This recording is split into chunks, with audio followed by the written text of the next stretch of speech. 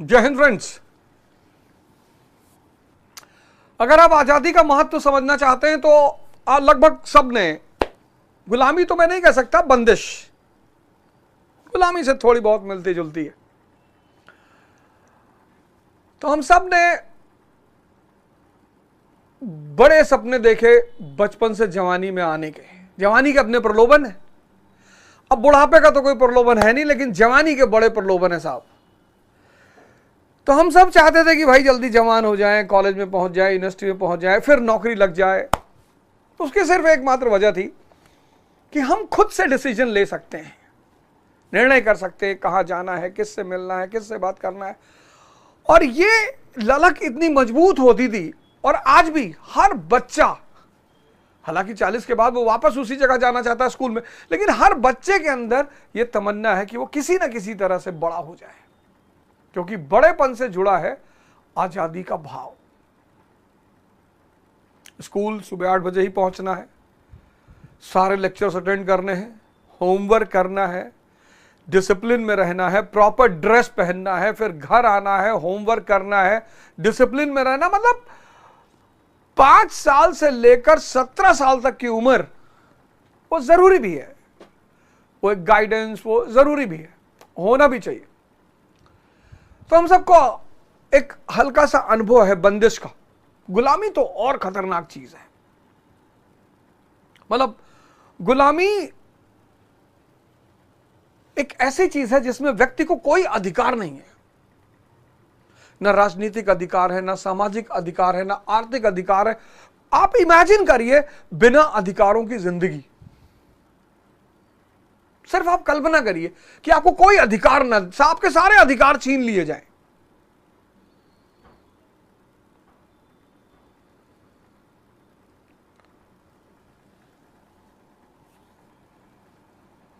और आज स्वतंत्र भारत का मंदिर, हमारी संसद, स्वतंत्र भारत के मंदिर हमारी विधानसभाएं, और इन मंदिर में इस देश के जो राजा हैं, राजा हैं कौन? इस देश की जनता, हम भारत के लोग। और आर्टिकल 326 उसे एक अधिकार देता है लोकसभा और राज्य की विधानसभाओं में अपने प्रत्याशी चुनकर भेजने का। वयस्क मताधिकार, 18 साल से ऊपर जो भी है उनको यह अधिकार है। वयस्क, एडल्ट, यूनिवर्सल एडल्ट फ्रेंचाइज, बहुत बड़ी ताकत है। देश का दुर्भाग्य तो मैं नहीं कहूंगा, लेकिन धीरे धीरे जनता में जागरूकता आएगी ही। मतलब ये देश ऐसा देश है जहां इलेक्शन के टाइम पर आज भी प्रचार करना पड़ता है कि भैया वोट दे दो। मेरे एक दोस्त हैं, फटफटगंज में रहते हैं, तो उन्होंने कहा यावत मेरे एक वोट से क्या होगा। मैंने कहा यार यही अगर 10,000 लोग सोच लेंगे ना तो मेरे 10,000 वोट चले जाएंगे। तुम आओ जरूर, आपका एक वोट बहुत कीमती है। इस देश को, ये जनता को जिस दिन इस बात का एहसास हो जाएगा कि उसे अपने प्रतिनिधियों को बैठाना है लोकसभा में और राज्य की विधानसभाओं में, और बहुत जिम्मेदारी से वोट करना है, इतनी जिम्मेदारी से वोट करना है कि लोकसभा और राज्य की विधानसभाओं में फिर से लाल बहादुर शास्त्री, डॉक्टर BR अंबेडकर, राम मनोहर लोहिया, इस तरह के व्यक्तित्व इन मंदिरों में पहुंचे, जिनके मन में सिर्फ एक सपना है, अपनी प्रजा का विकास नहीं। पंचायत सीरीज देखिए ना, कैसे वो विधायक बिहेव करता है। चंदन सिंह उर्फ चंदू, आप वो सीन देखिए जब बनराकस, उसकी पत्नी, माधव और विनोद, ये चारों उससे पहली बार जब मिलने जाते हैं, माधव और विनोद को वो बैठने नहीं देता, कहता पीछे खड़े हो जाओ, चलो पीछे खड़े हो जाओ। वो बहुत बड़ा, बहुत प्यारी सीन है वो। आपने सबने पंचायत सीरीज देखी होगी, बड़ी प्यारी सीरीज है। उसमें वो जो सीन है ना, जिस तरह से वो बिहेव करता है, प्रधान जी उसको लौकी ले आके देते, कहता मुंह में डाल दो मेरे मुंह में। सर आप इनको चुनते हो, इनकी इतनी हिम्मत नहीं है, इतनी औकात की आपसे बदतमीजी कर दे, लेकिन आपको चूंकि एहसास नहीं है अपनी ताकत का, अपनी शक्ति का।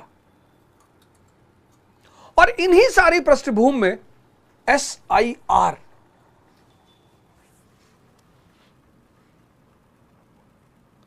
स्पेशल इंटेंसिव रिवीजन, जिसको लेकर हंगामा चल रहा है। स्पेशल इंटेंसिव रिवीजन, विशेष गहन पुनरीक्षण, और इतना गहन पुनरीक्षण कि 65 लाख वोटर गायब कर दिए।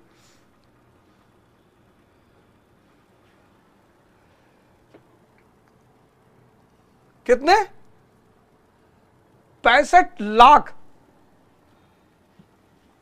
सब मैंने डायग्रामाइज कर रखा है आपको पढ़ा बताने के लिए। मैंने किसी का पक्ष नहीं रखा, मैंने सिर्फ मुद्दा उठाया है। 7 जनवरी 2025 को 7,89,00,000 कुल मतदाता, यानी इस साल की शुरुआत में 36,30,000 स्थायी रूप से स्थानांतरित या अनुपस्थित।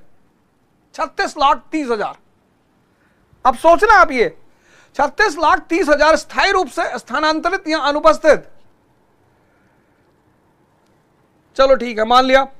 22,30,000 मृत।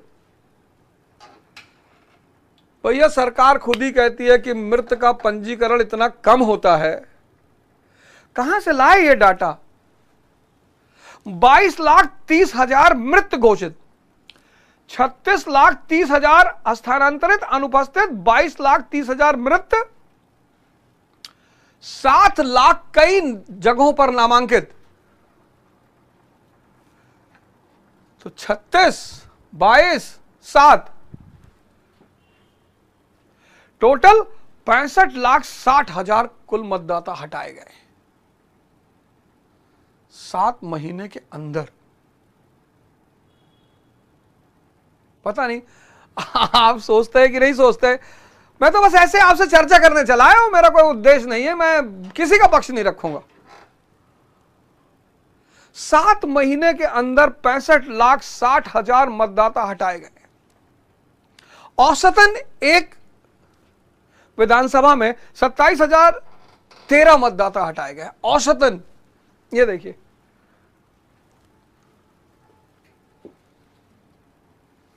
अब इस के कुछ पहलू हैं, बड़े महत्वपूर्ण पहलू।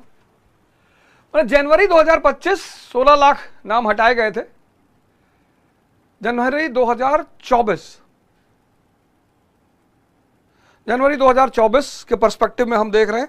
मैं माफी चाहता हूं, यहां शायद हमारी टीम वो सही नहीं, यहां पे आप 24 लिखिएगा। जनवरी 2024, जनवरी 2024 में 16 लाख नाम हटाए गए थे, 28 लाख नए मतदाता जोड़े गए थे। जनवरी 2024 16 लाख नाम हटाए गए थे और 28 लाख नए मतदाता भी जोड़े गए थे। जुलाई 2025 65 लाख मतदाता हटाए गए और हटाए जा सकते हैं। और अक्टूबर नवंबर में चुनाव है।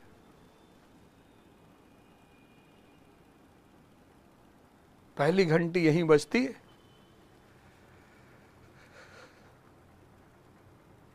कि जनवरी 2024 टाइम था, अच्छा टाइम था। 16 लाख नाम हटे, 28 लाख नए जोड़े गए।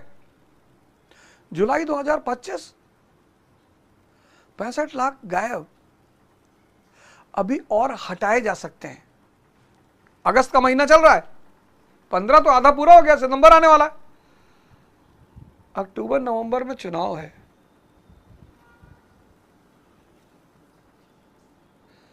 क्या सोच रहा है इलेक्शन कमीशन ऑफ इंडिया?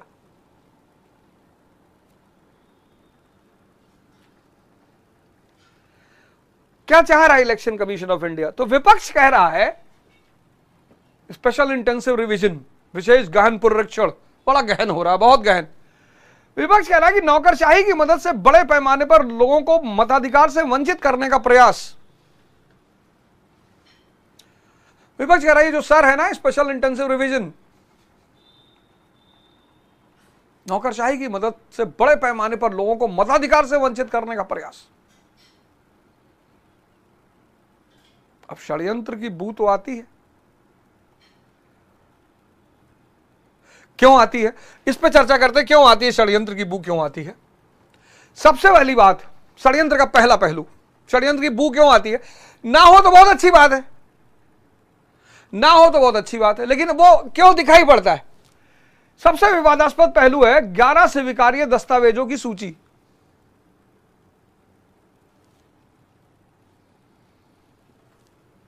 स्वीकार्य दस्तावेजों की सूची, जिसमें से बहुत सारी ऐसे पॉइंट है जो बहुत इंपॉर्टेंट है, लोगों के पास होने ही चाहिए।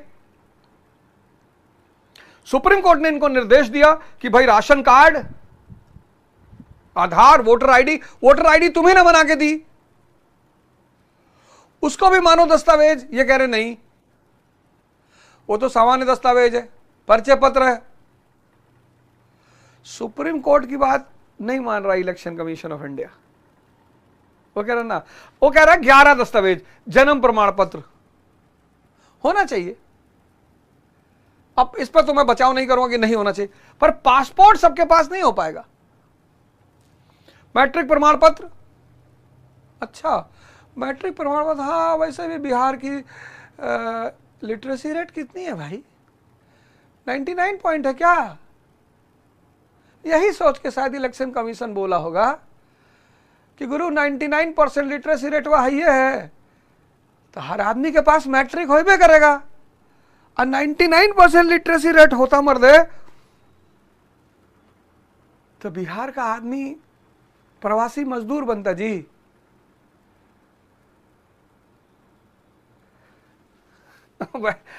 नहीं, मैं व्यंग नहीं कर रहा हूं, आप सुनिए इस बात को।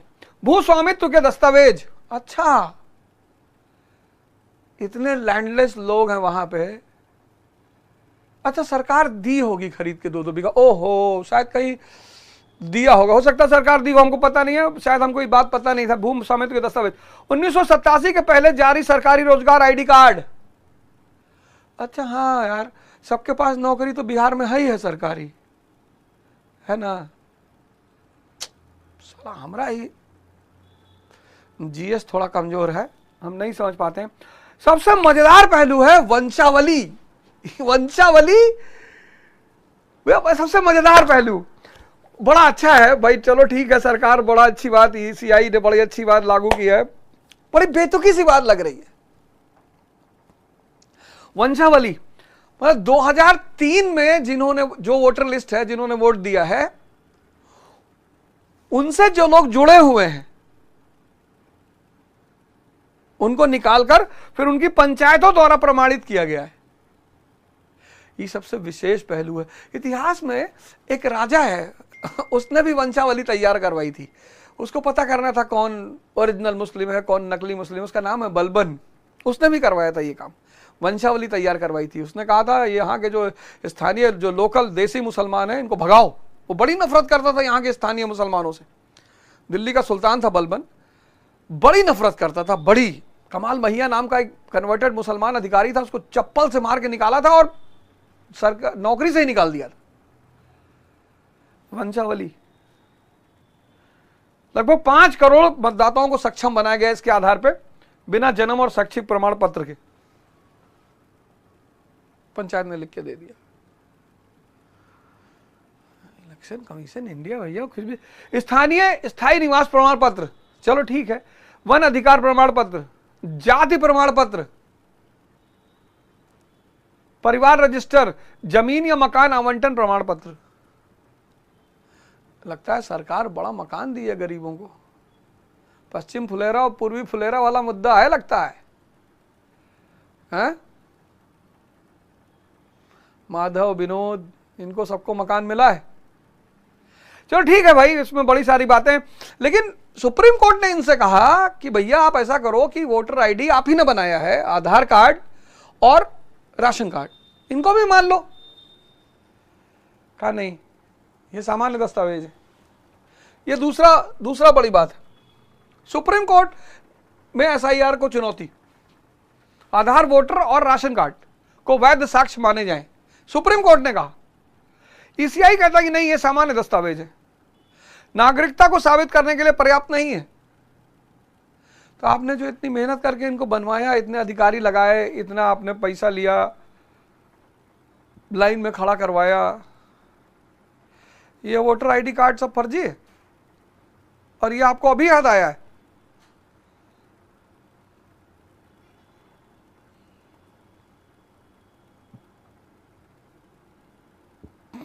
ये आपको जनवरी 2024 में याद नहीं आया था? ये आपको अभी याद आया है? अभी?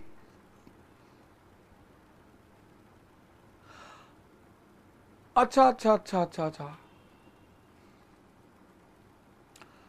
ओहो, कोई दैवीय आकाशवाणी हुई होगी, हो सकता है, कोई बात नहीं। सुप्रीम कोर्ट ने कहा है कि बड़े पैमाने पर नाम काटे जाने के सबूत सामने आए तो दखलंदाजी करेगा। दखल की सीमा स्पष्ट नहीं, तब तक चुनाव हो जाएगा। सुप्रीम कोर्ट ने कहा है, माननीय सुप्रीम कोर्ट ने कहा कि ठीक है, अगर बड़े पैमाने पर सबूत आएगा हमारे पास कि नाम काटे गए हैं तो हम दखलंदाजी करेंगे, पर दखलंदाजी की सीमा निश्चित नहीं है। दिसंबर में भी कर सकता है, 25, 2026 जनवरी में भी कर सकता है, तब तक सबूत तो मिल ही जाएंगे। अब सबूत मिलेंगे कैसे?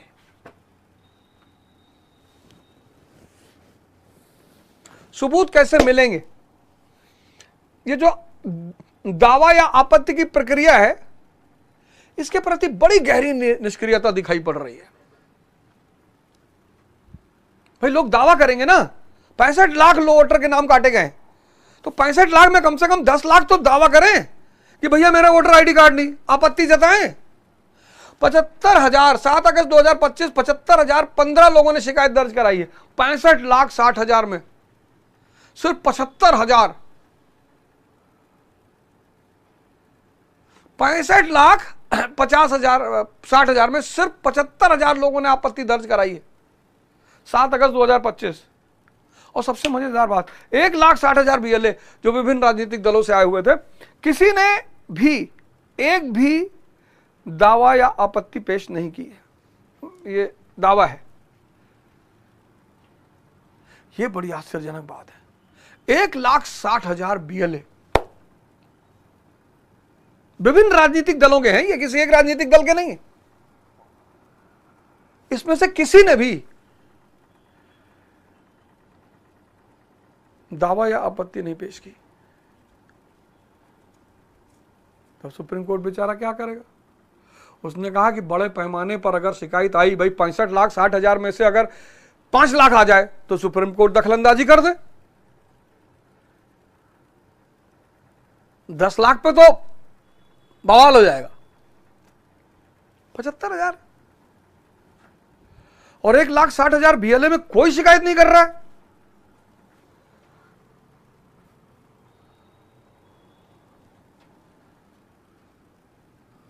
अब षड्यंत्र की जो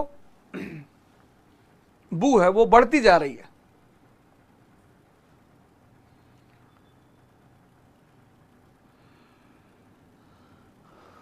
अगस्त चल रहा, 15, अगला महीना सितंबर, अक्टूबर नवंबर में चुनाव, समय है ही नहीं।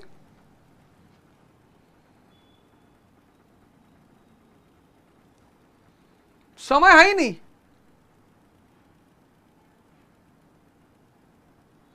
ईआरओ, असिस्टेंट ईआरओ जांच करेंगे, मतदाता की बात निष्पक्ष तरीके से सुनेंगे, नाम हटाने के आदेश लिखित और तार्किक होंगे, अपील का अधिकार डीएम और सीईओ, चीफ इलेक्शन ऑफिसर।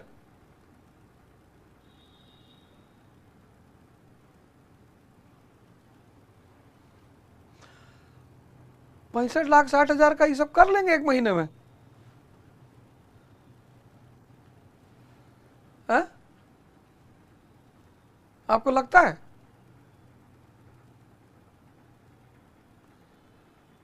मतलब जो टाइम सीमा है उसमें हो पाएगा? देखिए षड्यंत्र की महक बढ़ती जाएगी।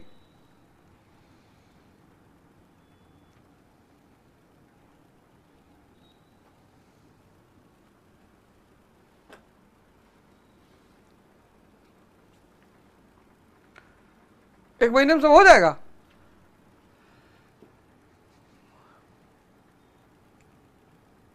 मैंने एक नॉवेल पढ़ी थी राग दरबारी श्रीलाल शुक्ला की, उसमें एक कैरेक्टर है लंगड़। वो जिंदगी में प्रण करता है कि भाई साहब नकल लेनी है कचहरी से, और वो भी प्राकृतिक प्रक्रिया से लेनी है, नेचुरल। 5 रुपया क्लर्क ने मांगा था, वो 2 रुपया दे रहा था। क्लर्क ने कहा नहीं देंगे। क्लर्क ने कहा 5 रुपया नहीं दोगे नकल नहीं देंगे। उसने कहा 2 ही रुपया देंगे, उससे ज्यादा हम भी नहीं देंगे। दोनों अड़ गए। तो क्लर्क ने कहा ऐसा करो, तुम जो व्यवस्था उस हिसाब से ले लो। तो महीने दर महीने बीतते जाते हैं। लंगड़ हर महीने कचहरी जाता है, हर महीने किसी ना किसी बहाने से उसकी नकल हटा दी जाती है।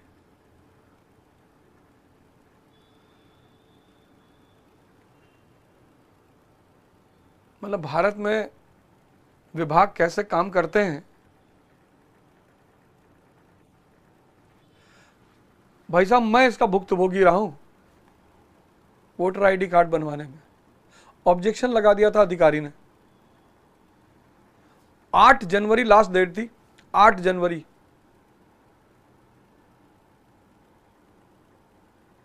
फॉर्म सबमिट करने की हमने 8 को किया था। ऑफिसर ने कहा कि ऊपर से ऑर्डर आया कि 5 जनवरी ही लास्ट डेट रहेगी। अरे भैया लास्ट डेट पहले बताई जाती है, लास्ट डेट बताने के बाद फिर लास्ट डेट चेंज नहीं की जा सकती। यह है काम करने का तरीका। मतलब लास्ट डेट बताई, उसके बाद 1 महीने बाद लास्ट डेट ही चेंज कर दी। यह कहां संभव है? इसका तो मैं भुक्तभोगी हूं, और मुझे सीधे भारत के चीफ इलेक्शन कमिश्नर से मिलना पड़ा। बड़ा अद्भुत समय था वो भी।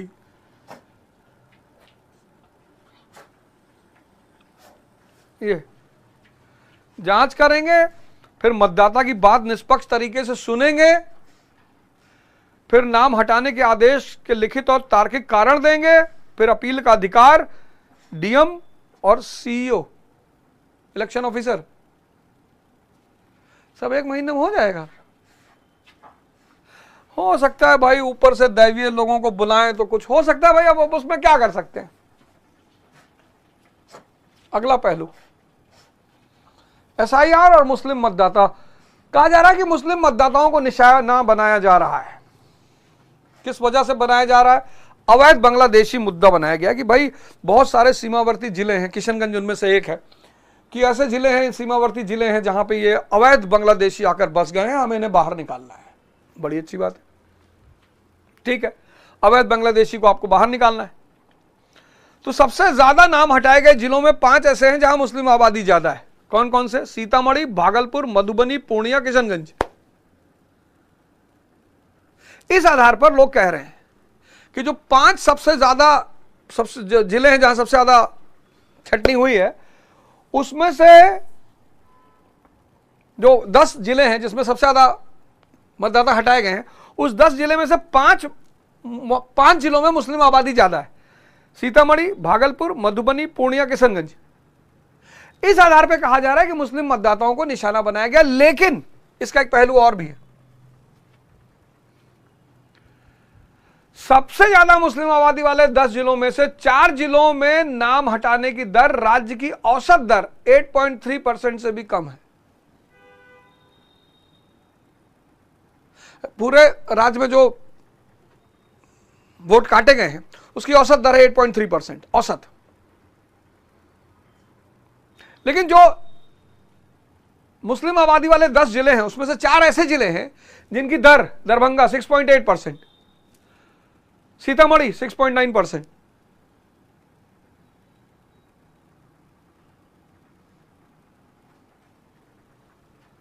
भाई अगर मुस्लिम ही टारगेट होते तो यहां औसत दर और ज्यादा होती। अररिया 7.6%,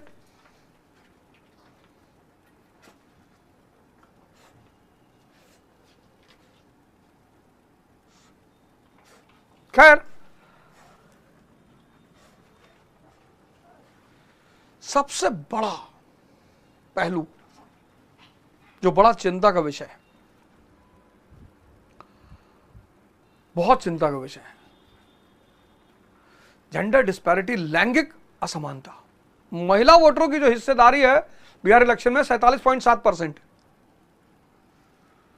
हटाए गए मतदाताओं में से 55% महिलाएं हैं। मान लो 100 लोग हटाए गए हैं, उसमें से 55 महिलाएं हैं।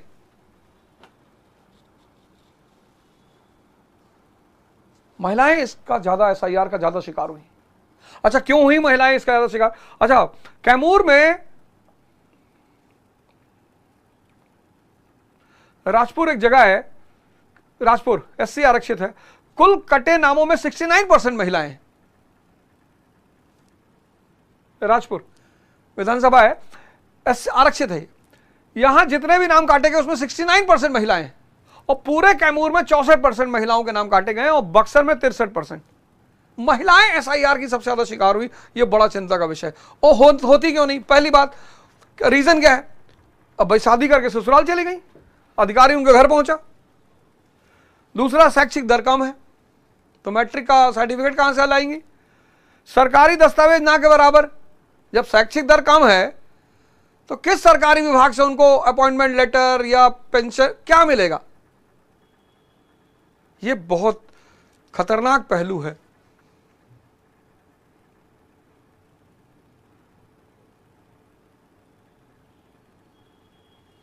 लेकिन इसका सबसे डरावना जो पहलू है, 22 लाख मृतकों का मुद्दा, यह सबसे डरावना है।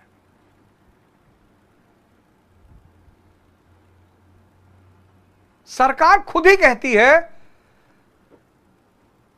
कि मृत्यु पंजीकरण बहुत कम है।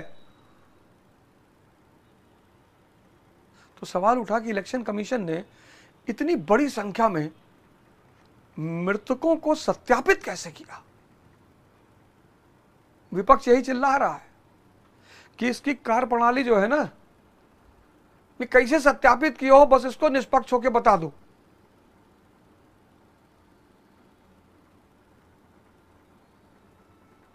ऐसा नहीं सिर्फ मुस्लिम शिकार हुए, मुस्लिम शिकार हुए, महिलाएं शिकार हुई। और ये मृतकों के मुद्दे में 84 लाख प्रवासी मजदूर हैं। 84 लाख, सॉरी 74 लाख, 74 लाख, 74 लाख के पास आसपास प्रवासी मजदूर हैं।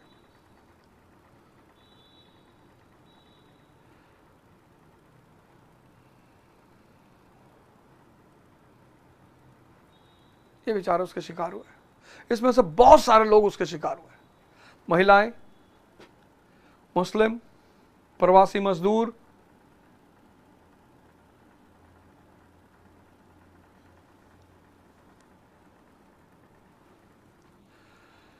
मैंने कहा ना, शायद इस देश को अभी अपनी असली ताकत का अंदाजा नहीं है। इस देश की जनता हनुमान जी की तरह है।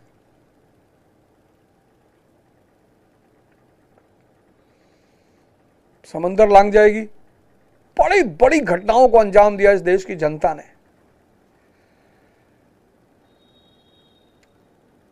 1910 में ब्रिटिश वाइसरॉय कहते थे कि अभी 200 साल लगेगा इस देश को आजाद होने में। देख गरीबी, there is so much poverty, unemployment, illiteracy, किसी को क्या पता आजादी क्या होता। 1910 के आसपास ऐसा ब्रिटिश अधिकारी कहते थे। अरे बोले हु ब्लडी वांट्स इंडिपेंडेंस? बोले ये तो संवर्ण लोग हैं जो आजादी आजादी चिल्ला रहे हैं, इनको बड़े पद नहीं मिल रहे हैं, नौकरी नहीं मिल रही, तो लोग चिल्ला रहे हैं आजादी भारत को। लेकिन 1942 भारत छोड़ो आंदोलन ने ब्रिटिश सरकार को हतप्रभ कर दिया। कितने सारे लोग, इस देश की जनता बजरंगबली की तरह है, सो रही है, मस्त है, अपनी ताकत, अपने अधिकार,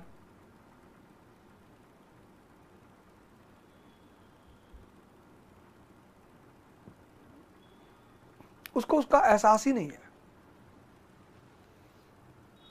65 लाख में अगर 5 लाख गलत मतदाता हटे हैं, मतलब 5 लाख मतदाता जिनका वास्तविक हक है वो अगर हटाए गए हैं, तो लोकतंत्र की हत्या है।